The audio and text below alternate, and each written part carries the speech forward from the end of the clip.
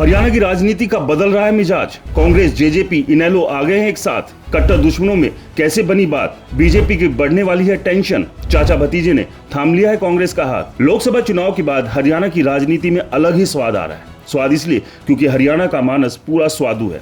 खैर 5 सीट जीतकर कांग्रेस को अब जहां पूरा भरोसा हो गया है कि आने वाले दूसरे चुनाव में भी वो बीजेपी को चारों खाने चित कर सकती है, तो वहीं जेजेपी और इनेलो की कहानी बिल्कुल अलग है। ऐसे में अलग अलग कहानी के गीत गाने की जगह विपक्ष का एक ही मंच पर बीजेपी के खिलाफ जंग का भोंपू बजाएगा या फिर उसकी शुरुआत हो गई है। हम बात कर रहे हैं राज्यसभा की 1 सीट जीतने और अल्पमत में नायब सिंह सैनी सरकार की टांग पकड़कर गिराने के लिए तीनों कट्टर दुश्मन क्या दोस्त बन गए हैं? क्योंकि वो कहावत है ना, दुश्मन का दुश्मन दोस्त होता है।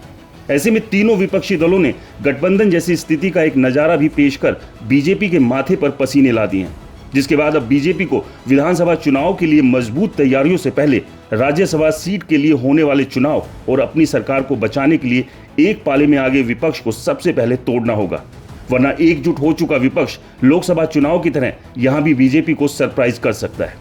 चलिए आपको उस ट्रेलर के बारे में बताते हैं जो विपक्ष ने एकजुट हो जाने का दिखाया है। दरअसल पानीपत में जिला परिषद चेयरमैन के चुनाव हुए।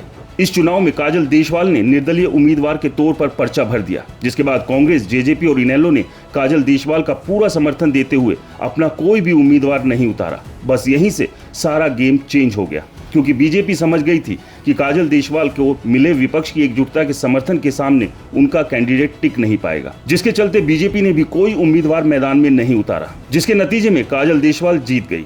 अब यहीं से बीजेपी के खेमे में टेंशन विराजमान होनी शुरू हो गई है और बीजेपी के सामने यही सवाल है कि आने वाले राज्यसभा की 1 सीट के चुनाव और फ्लोर टेस्ट के दौरान भी अगर ये विपक्ष एक साथ ही आ गया तो फिर कहीं गेम ओवर ना हो जाए। इस पूरे मामले को लेकर आपकी क्या राय है, हमें कमेंट्स कर जरूर बताएं। चैनल को सब्सक्राइब नहीं किया तो चैनल को सब्सक्राइब करना ना भूलें।